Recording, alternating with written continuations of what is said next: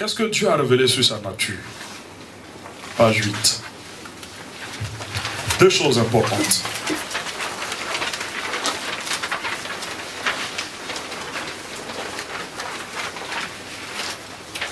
C'est Jésus, de la bouche de Jésus qu'on entend dans Jean 4, 24.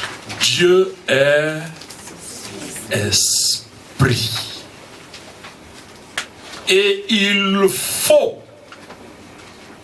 que ceux qui l'adorent, l'adorent en esprit et en vérité.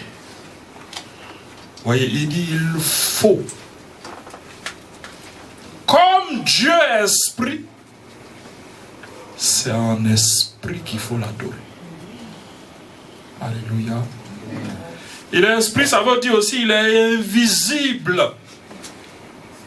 Il est irreprésentable. Donc, si tu commences à chercher à représenter, tu es dans l'erreur. Il est esprit, c'est en esprit qu'on l'adore. Alléluia. Ça, c'est la première chose que Dieu révèle sur lui-même. Il est esprit. Deuxième chose, il est un. Il n'y a pas plusieurs dieux. Un seul Dieu. Ça, c'est ce que l'Ancien Testament nous dit. L'Éternel est un. Les Juifs répètent ça. C'est parce qu'ils connaissent ce verset par cœur.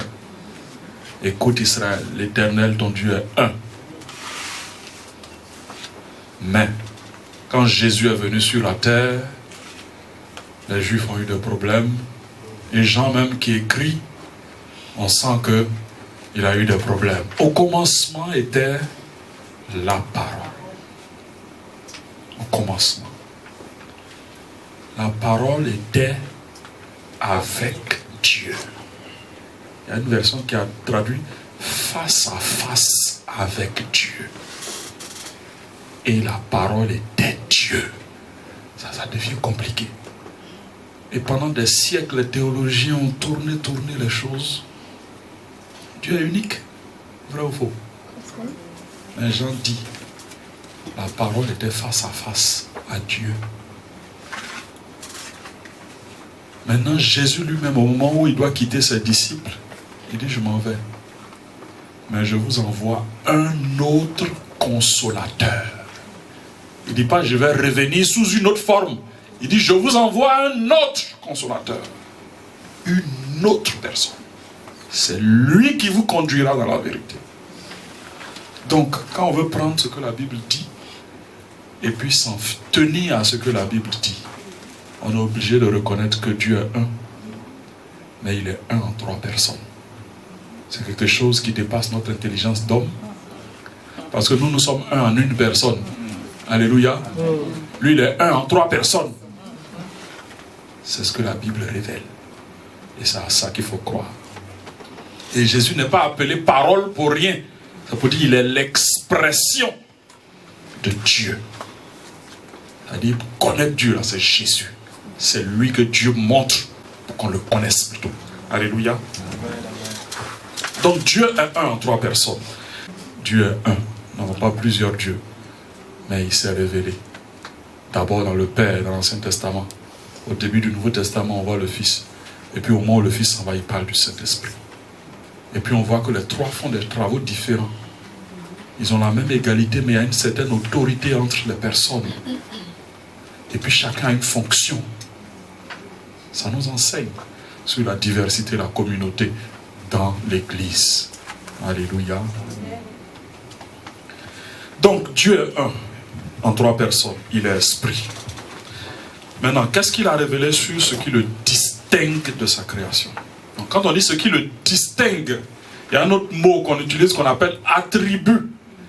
Intransmissible. Attribut intransmissible. C'est-à-dire que Dieu ne peut pas transmettre ça à quelqu'un. À une autre créature, c'est impossible. C'est pour lui seul. Il ne transmet pas cela. Premièrement, Dieu est éternel. Éternel. Ça signifie qu'il n'a pas de commencement. ni de fin de vie. C'est-à-dire, le mot éternel est tellement compliqué à traduire pour nous qui avons un commencement. Voyez, nous, on a un commencement. Comprendre quelqu'un qui n'a pas de commencement, vraiment, mais c'est comme ça Dieu est. Il n'a pas de commencement, il n'a pas de fin. Alléluia, c'est merveilleux. Ensuite, il est immuable. C'est-à-dire qu'il ne change pas. Et ça, c'est une source de réconfort. Amen. Il est amour, il ne change pas. Il reste amour. Alléluia. Il ne change pas. C'est l'homme qui est appelé à changer, à faire des progrès. Mais Dieu, lui, ne change pas. Ce n'est pas quelque chose de mauvais de dire Dieu ne change pas. Hein? Wow, ce n'est pas mauvais. Parce qu'il est déjà bon, il est déjà parfait. Et puis, il ne change pas. Il reste dans cette position de perfection. Alléluia. Amen. C'est un encouragement pour nous. Il est omniprésent. C'est-à-dire qu'il est présent partout. Et ça montre sa grandeur. Parce que quand tu prends l'homme à l'échelle de la terre tout entière, c'est comme si c'est une petite fourmi. Je m'en fais fourmi, mais c'est encore grand sur une orange. Petite fourmi. Quand vous prenez ça à l'échelle de la galaxie, la Terre même devient une poussière. C'est-à-dire quand vous allez au niveau de ce qu'on appelle la galaxie, c'est-à-dire toutes les planètes qui sont proches de nous, là. Voilà. Quand tu arrives au niveau d'une galaxie, la Terre devient un grain de sable. Et puis la Bible dit que quel que soit le point où tu vas te mettre dans cet univers, l'Éternel sera là-bas. Alléluia. Les cieux des cieux ne peuvent le contenir. Alléluia. Il est omnipotent, capable de toutes choses. Et ça, c'est merveilleux. Que nous ayons davantage conscience de cela. Nous les hommes, nous sommes limités. Mais Dieu, lui, n'est pas limité. Il fait des choses tellement merveilleuses que c'est avec sa seule parole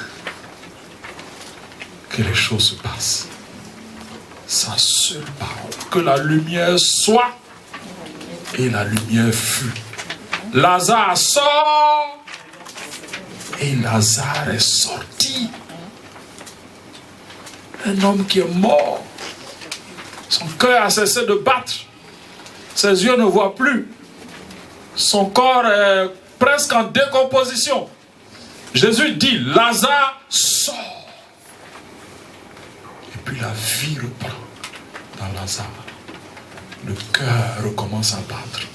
Le souffle revient avec sa seule parole. Alléluia. Amen. Que nous apprenions à craindre ce Dieu qui est omnipotent, omniscient, qui sait tout, et souverain.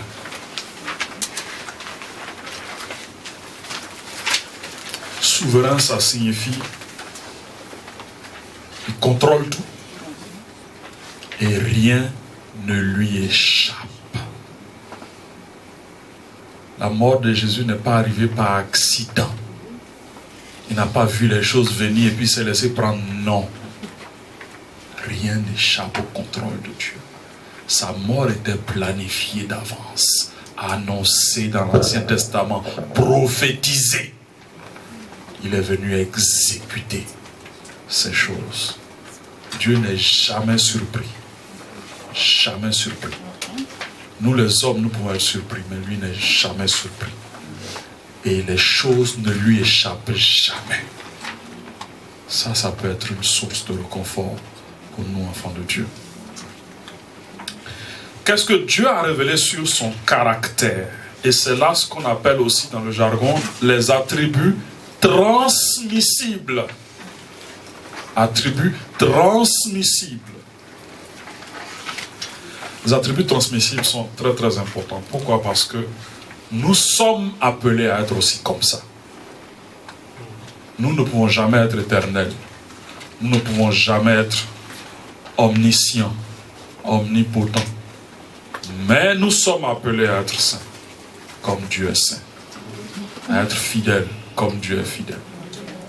Et souvent, c'est très facile de faire la différence entre ce qui est de ténèbres et ce qui est de la lumière. Entre la puissance du diable et la puissance de Dieu. La puissance du diable, il n'y a jamais de l'amour dans la puissance du diable. Il a une puissance, certes, mais il n'y a pas d'amour dedans. Il n'y a pas de fidélité dedans. Il n'y a pas de sainteté dedans. Il n'y a pas de bonté dedans. C'est Dieu seul qui est extrêmement puissant, mais qui est bon, qui est amour, qui est prévenant, qui est compatissant. Donc ça, c'est une façon pour nous de faire la différence. Quand tu as une puissance qui te motive à faire des choses et qui te pousse à pécher, ce n'est pas la puissance de Dieu. La puissance de Dieu te conduit à la sainteté, elle te conduit à l'amour, elle te conduit à la bonté. Alléluia. Amen. Donc Dieu est saint, ça signifie qu'il est séparé de ce qui est mauvais. Et il est saint. Sa sainteté, c'est tellement quelque chose d'important à saisir. Et la meilleure image pour saisir la sainteté de Dieu, c'est de penser à la mort de Jésus. C'est la seule image. S'il fallait simplement que le sang de Jésus verse pour acheter les péchés des hommes, on aurait eu besoin seulement de lui couper un peu le bras, le sang est versé, voilà, le prix est payé, voilà, le prix est payé. Non, il fallait qu'il meure. Il fallait qu'il meure. À cause de quoi? Du péché. Il n'y avait pas une autre façon de payer. Alors un si grand prix, un prix si élevé pour une chose comme le péché, ça veut dire c'est grave. C'est grave. L'enfant de Dieu ne peut pas vivre et puis être à l'aise avec le péché. C'est impossible. Ça va contre la nature nouvelle que Dieu a mise en nous. Tu ne peux pas côtoyer le péché et puis être à l'aise. Ça n'est pas dérangé. Non. La nouvelle nature que Dieu met en nous, là, quand le péché est à côté, on est dérangé. On n'est pas à l'aise. Peut-être qu'on peut avoir des difficultés à être libéré de ça. Mais on n'est jamais à l'aise avec. Jamais à l'aise.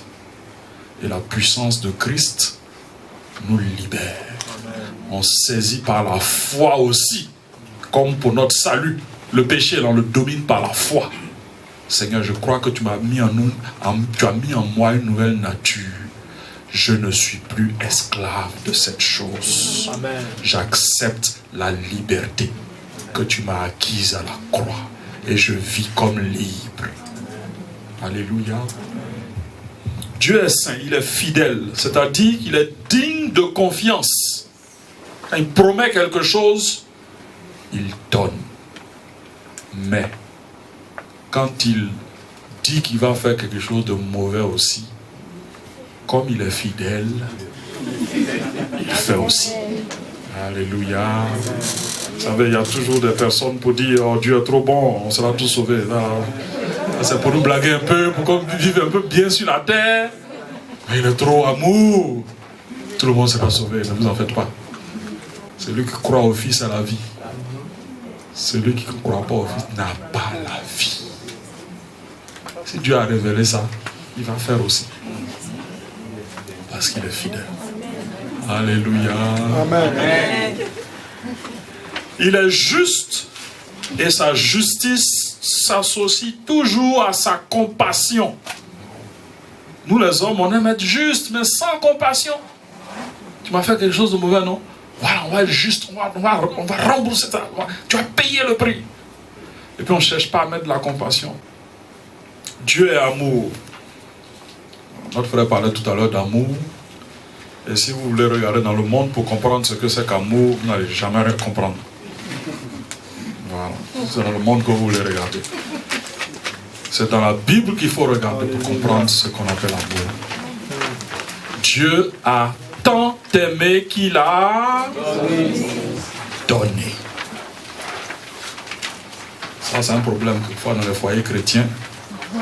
Je me marie pour recevoir. Comme l'autre ne me donne pas, je ne suis pas satisfait. Or, l'amour, c'est donner. Alléluia. Quand tu as compris que tu te maries pour donner et que tu commences à donner, ton mariage va changer. Alléluia. Parce que c'est ça l'amour. C'est donner. Alléluia.